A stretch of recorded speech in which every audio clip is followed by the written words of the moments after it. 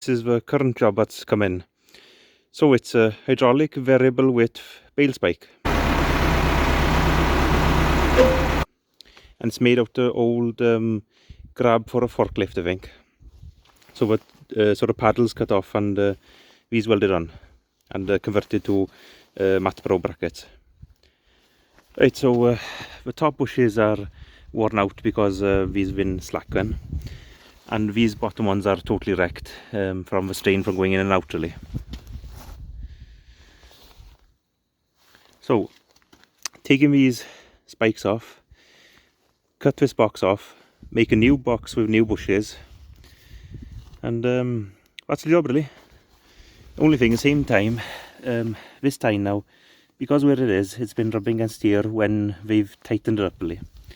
So I think I'll move this bush down a bit because you have more room inside here.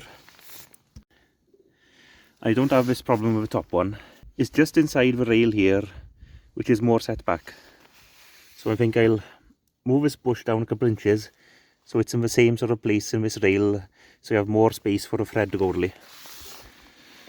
So that's it really. I'll take the spikes off now and see if we're getting some box and some bushes really.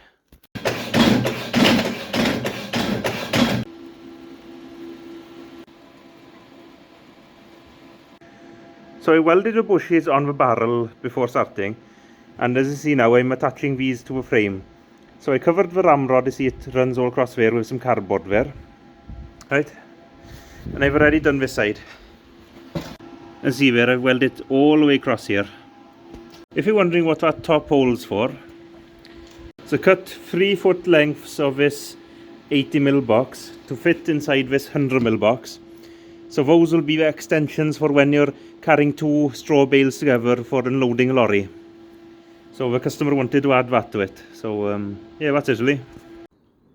So I fully welded down this side as well.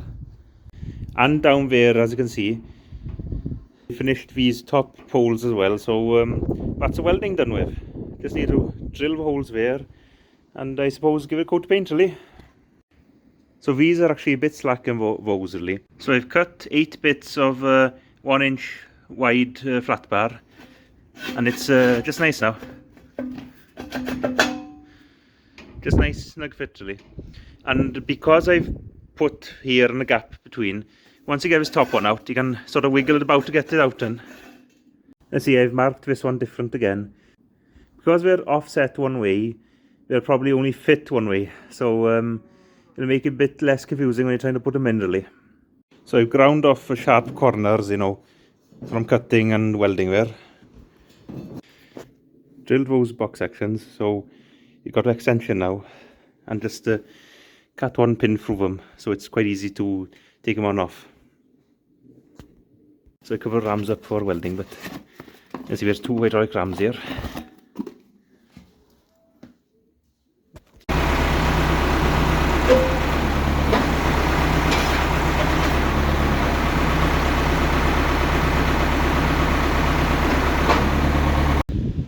So here's the job finished with. All put together now. This is the narrowest setting it goes, and as I saw from the previous video, it goes right out really. So you can either sort of spike sort of 1 at a time, or put it out, spike 2 bales at a time, or do Hestons.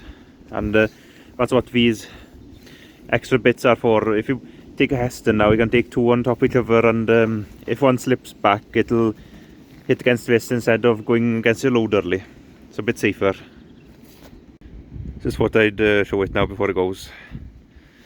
So what it used to be was you had paddles coming out here, and it's sort of like a bale grab for a forklift, like you have in a warehouse sort of thing, you know, the rear steer sort of job.